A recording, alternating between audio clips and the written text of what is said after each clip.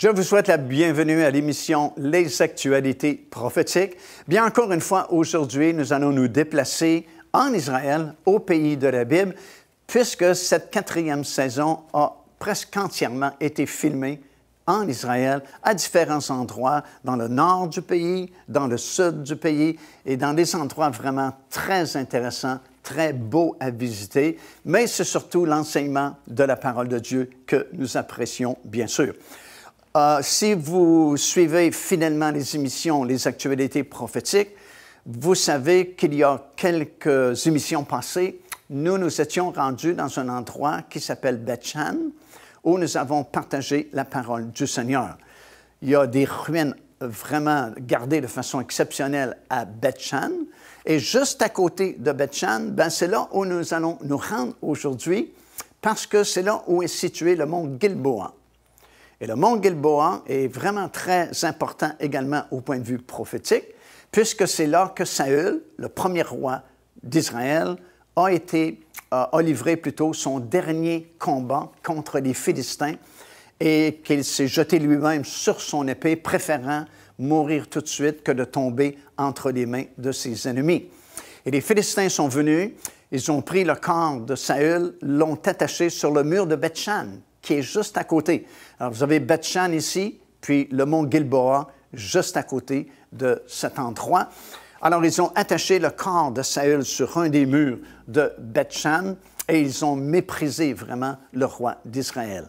Et lorsque David a été couronné roi, a succédé à David, c'est lui, David, qui a prophétisé sur le mont Gilboa et il a prophétisé une malédiction à cause des événements qui s'étaient passés à cet endroit-là concernant Saül. Et jusqu'à ce jour, il n'y a pratiquement aucune végétation, il n'y a rien qui peut vraiment pousser sur le mont Gilboa. Il n'y a que des arbres, mais on ne peut pas cultiver la terre, comme on fait à quelques lieux juste à côté du mont Gilboa, à cause de cette parole prophétique qui avait été prononcée à l'époque par David. Aujourd'hui, lorsque nous allons nous rendre sur le sommet du mont Gilboa, nous allons premièrement avoir une vue magnifique sur la grande vallée de Megiddo. Et la vallée de Megiddo, c'est l'endroit où la plupart des représentants des armées du monde vont se rassembler afin de faire une dernière attaque contre Jérusalem, voulant exterminer une fois pour toutes le peuple juif. Et c'est à cet endroit-là où nous allons parler de deux événements de la fin, deux événements qui vont se produire à la toute fin des 7 années de tribulation, et deux événements qui sont vraiment très importants. Le premier événement s'appelle la moisson de la terre, et le deuxième événement s'appelle le vendange de la terre. Le premier événement s'appelle la moisson parce que c'est à ce moment-là que se produira la dernière opportunité de pouvoir entrer dans le royaume de Dieu pour des milliers de personnes. En effet, comme on a mentionné dans l'émission précédente, à cette époque-là, Dieu va envoyer un ange qui va circuler autour du globe, à la vue de tout le monde sur la planète, et qui va prêcher l'Évangile éternel.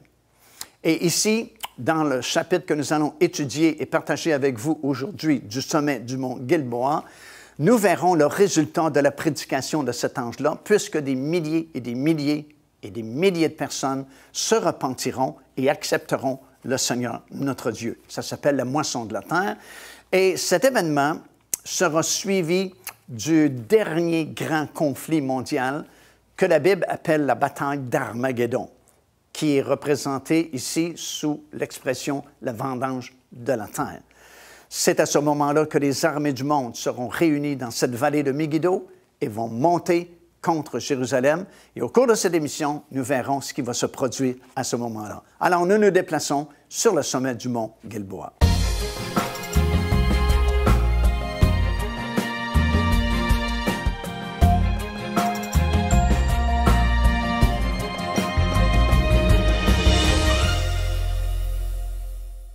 Je suis sur le sommet du mont Gilboa et juste derrière moi, c'est la vallée de Jezréel et le site de Megiddo est juste au nord, ici dans cette grande vallée de Jezréel.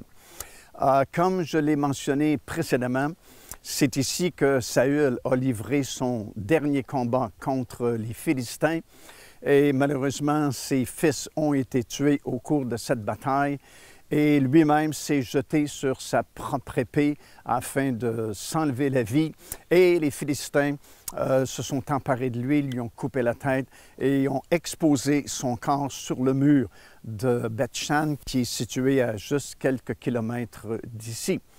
Et lorsque David a appris la nouvelle, il a prononcé une malédiction sur le mont Gilboa, si bien qu'il n'y a pas grande végétation ici, sauf les arbres, évidemment, mais il n'y a pas de culture, il n'y a pas d'agriculture, il n'y a pas de semailles et de moissons sur ce mont-là. Et c'est vraiment une malédiction qui a été prononcée par David à la suite de la mort de Saül ici.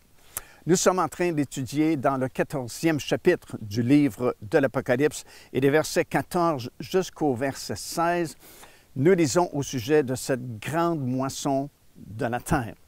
Cette grande moisson de la terre se situe vers la fin de la période des 7 années de tribulation et il y a des milliers de personnes qui vont accepter le Seigneur aussi à cette époque-là.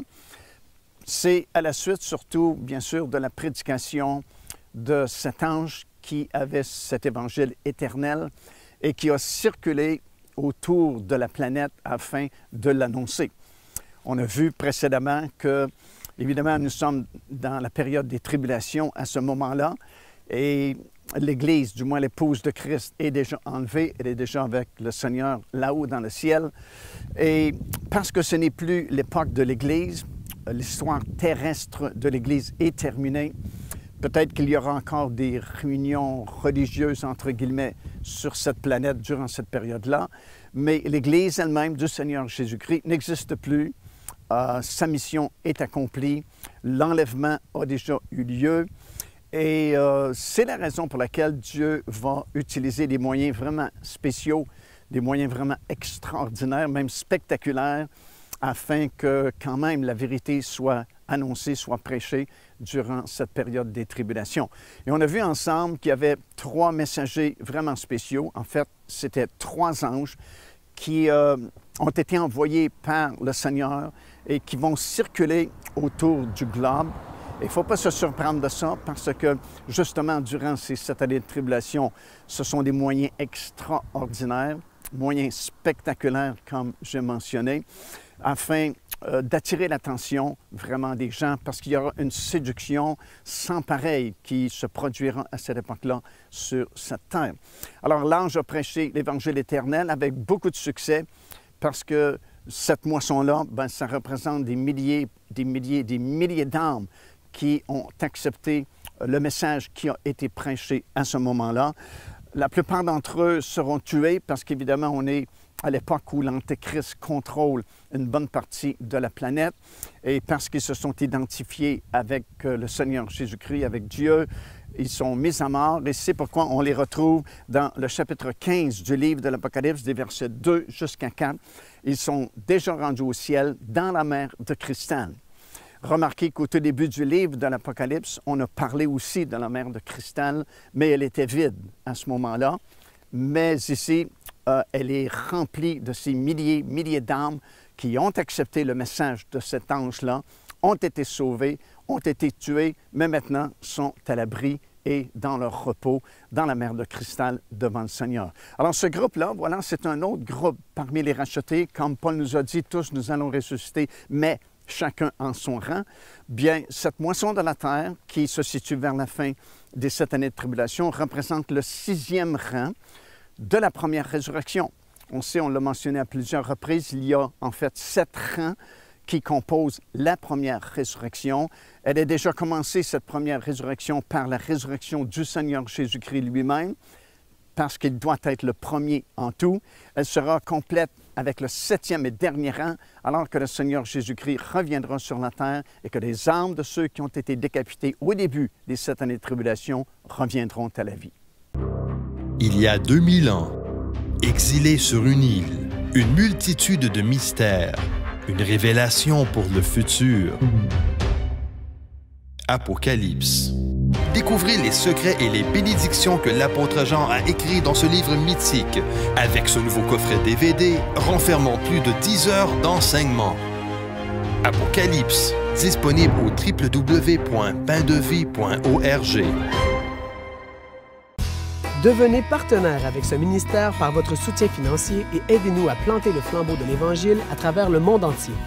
Vous recevrez un enseignement audio à tous les mois de la part de l'évangéliste Mario Massicotte, ainsi que notre bulletin de nouvelles prophétiques incluant des enseignements bibliques, des nouvelles du ministère et des commentaires sur les actualités prophétiques. Débutez dès aujourd'hui en visitant notre site web www.paindevie.org ou par courriel à info@paindevie.org ou en nous écrivant à Pain de Vie, casier postal 426 800, Square Victoria, Montréal, Québec, H4Z 1J7.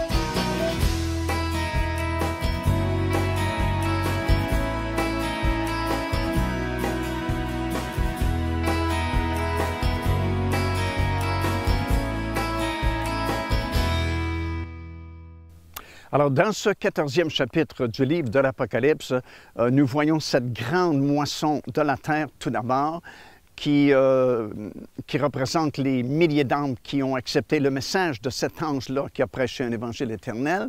Mais nous voyons aussi la vendange de la terre. Alors, ce sont deux choses différentes. Et des versets 17 jusqu'au verset 20, on donne un peu, si vous voulez, une prévue de la bataille d'Armageddon, qui va se dérouler dans très peu de temps à partir de ce moment-là, évidemment. Cette bataille d'Armageddon sera vraiment terrible et la Bible nous dit qu'il y aura du sang répandu sur une distance d'environ 300 kilomètres. Alors ici, je me trouve sur le sommet du mont Gilboa. Derrière moi, vous avez la grande vallée de Jezréel. Un peu plus haut, vous avez le site de Megiddo. Et c'est ici, dans cette grande vallée, à la fin de cette année de tribulation, que se réunira beaucoup d'armées, peut-être l'ensemble des armées du monde, qui sait.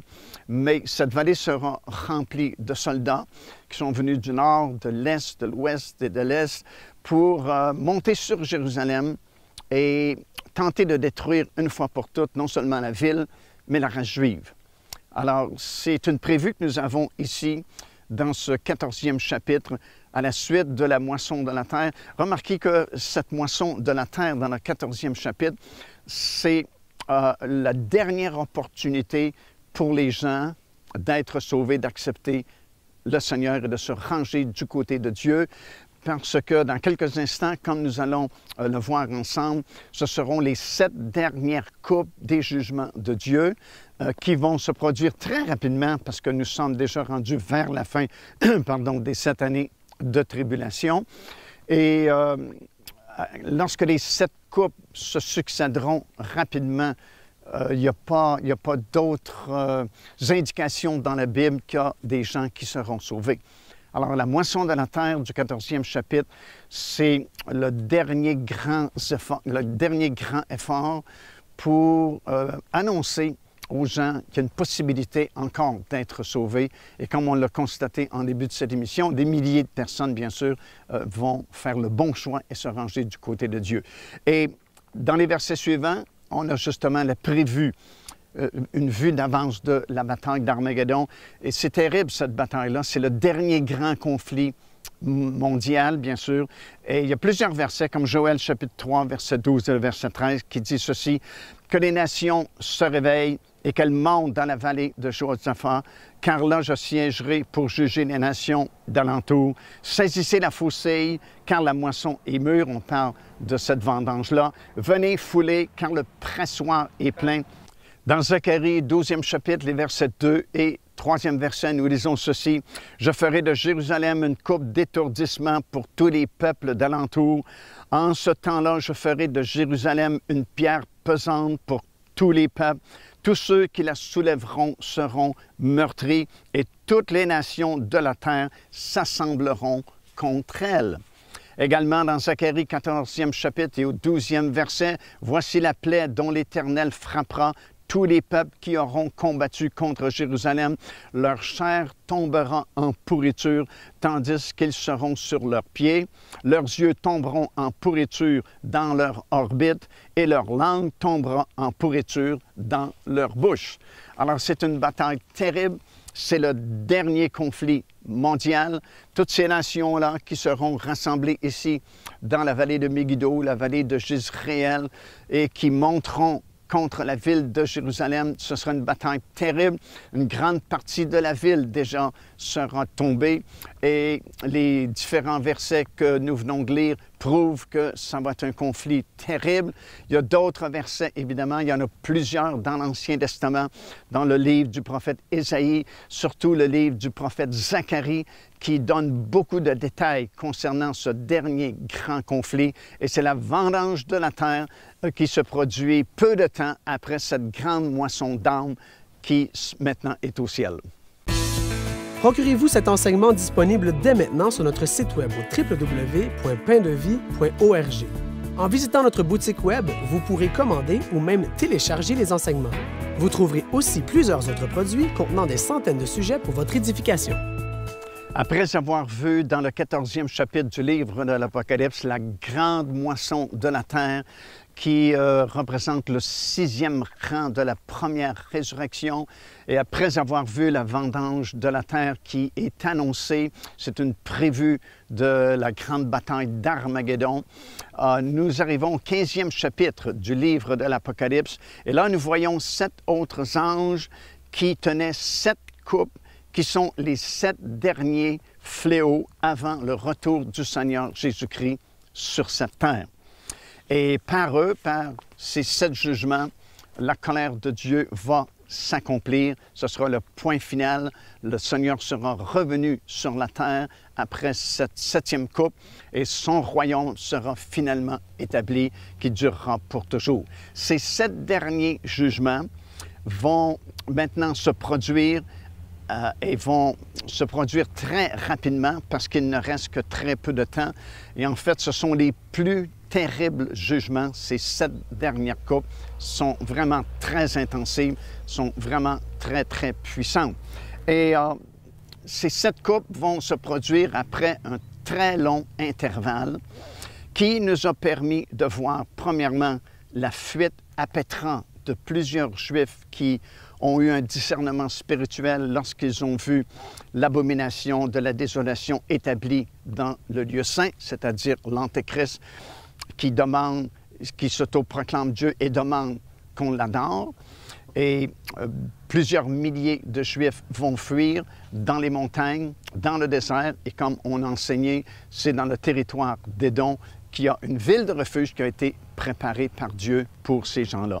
On a vu également l'enlèvement de l'enfant mâle, Apocalypse chapitre 12, qui représentait les 144 000 Juifs qui avaient été scellés au 7e chapitre du livre de l'Apocalypse. Bien, dans le 12e chapitre, ils sont enlevés au ciel. Et plus tard, nous les voyons sur le sommet de la montagne de Sion, dans le 14e chapitre du livre de l'Apocalypse. Nous avons vu au cours de cet intervalle aussi l'expulsion de Satan hors du ciel.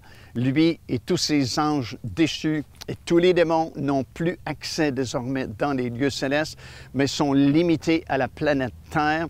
Et ce sera un temps vraiment très dur pour les habitants de la planète. Durant cet intervalle aussi, on a vu l'émergence de cet homme à titre de gouvernement mondial. On sait que c'est lui qui a confirmé l'alliance au tout début des 7 années de tribulation. Un peu plus tard, il est parti à la conquête du monde dans le 6e chapitre du livre de l'Apocalypse. Et dans le 13e chapitre, finalement, il réussit dans ses entreprises et devient le gouvernement mondial. On a vu également, durant cet intervalle, l'apparition ou l'émergence du faux prophète. C'est ainsi qu'il est appelé carrément dans la Bible, le faux prophète qui va réunir toutes les religions du monde, après, bien sûr, l'enlèvement de la véritable Église du Seigneur Jésus-Christ, sous le nom de Babylone, la mystérieuse, alors que il y aura une fusion, si vous voulez, entre les deux grandes religions qui resteront, c'est-à-dire la fausse chrétienté et l'islam. Et c'est pourquoi le faux prophète est présenté comme un agneau, qui a toujours été le symbole du christianisme, et avec deux cornes sur cet agneau. Et les cornes, dans le langage prophétique, représentent toujours des puissances, des autorités ou des leaders. Alors, il y a deux grandes puissances religieuses qui vont se fusionner et ça va devenir la Babylone religieuse, la religion mondiale pour cette dernière période des 7 années de tribulation. Nous avons vu au cours de cet intervalle aussi la prédication de ces 3 messagers spéciaux, ces 3 anges que Dieu a envoyés, un pour prêcher l'Évangile éternel, un deuxième pour annoncer d'avance le jugement sur les 2 Babylones, la commerciale et la religieuse, et finalement un avertissement de ne pas prendre la marque de la bête parce qu'il n'y a pas de rédemption possible pour ceux qui prendront la marque de la bête, qui sera imposée au milieu des 7 années de tribulation. Et finalement, nous avons vu au cours de cet intervalle la grande moisson de la terre. En fait, c'est la dernière opportunité pour des gens d'être sauvés, de se ranger du côté de Dieu, parce qu'immédiatement après, c'est le jugement de ces 7 dernières coupes qui va commencer et ça va se terminer avec la 7e qui est lancée dans les airs. Et puis c'est fini, c'est tout. Le retour du Seigneur Jésus-Christ a lieu à ce moment-là. Joignez-vous à nous afin de célébrer le Seigneur et entendre le message de la parole de Dieu par l'évangéliste Mario Massicotte. Venez recevoir ce que Dieu a préparé pour vous. Visitez notre site web www.paindevie.org afin de connaître notre itinéraire. Nous serions très heureux de vous rencontrer et de vivre des moments forts avec le Seigneur.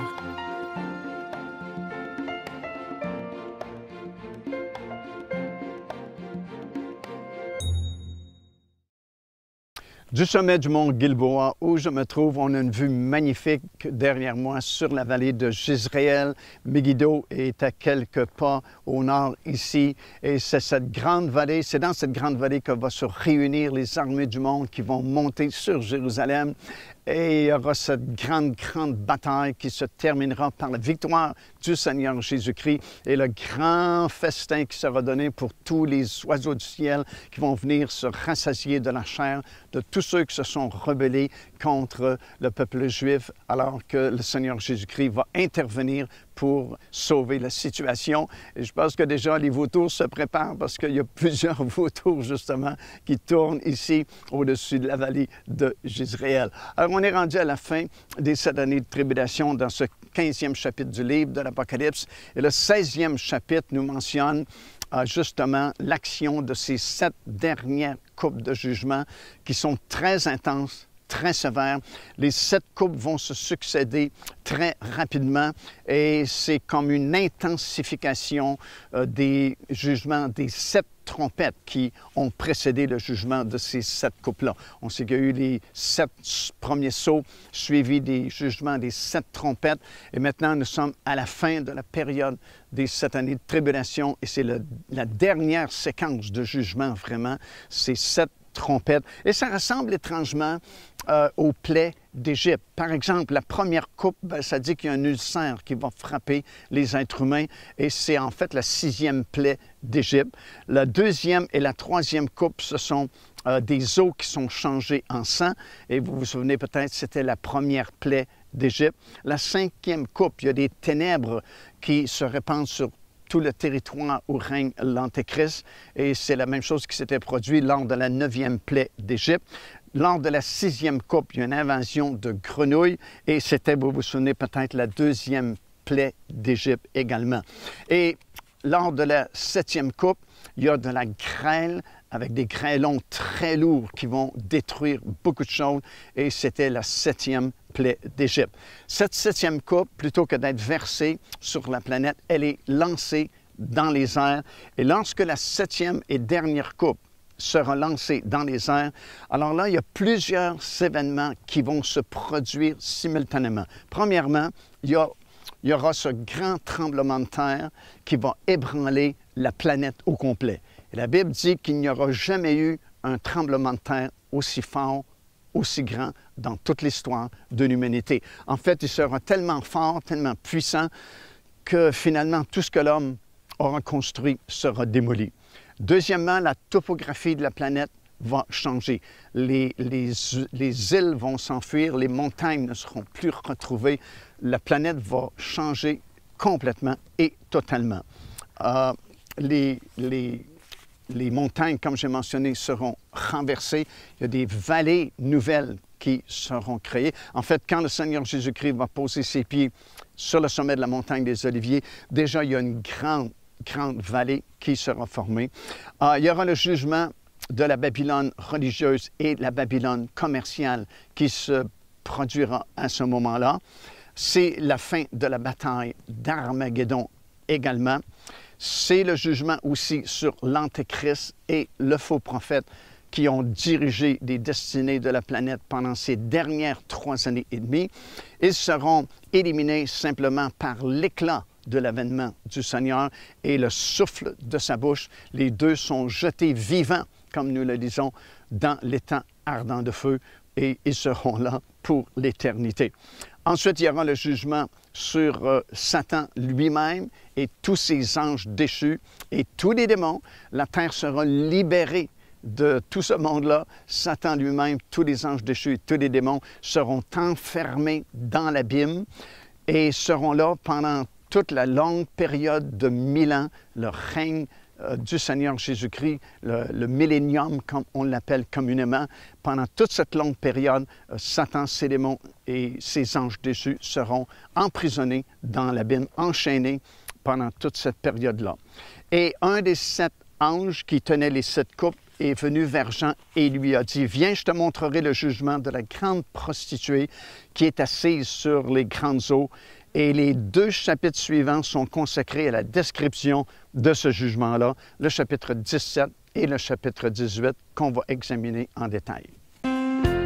Car Dieu a tant aimé le monde qu'il a donné son Fils unique, afin que quiconque croit en lui ne périsse point, mais qu'il ait la vie éternelle. Téléchargez gratuitement l'enseignement « Le salut, c'est quoi ?» en visitant notre site web www.paindevie.org et recevez la grâce merveilleuse que Dieu vous offre. Ici l'évangéliste Mario Massicotte qui vous invite à vous inscrire à notre lettre de nouvelles électronique. Et pour ce faire, il suffit de visiter notre site web au www.paindevie.org et tout en haut à la droite de votre écran, vous allez voir cet onglet sur lequel vous cliquez et vous vous inscrivez tout simplement. Ça vous permettra de recevoir des nouvelles du ministère de Pain de Vie et en même temps recevoir le bon enseignement de la parole de Dieu. Faites-le donc aujourd'hui même.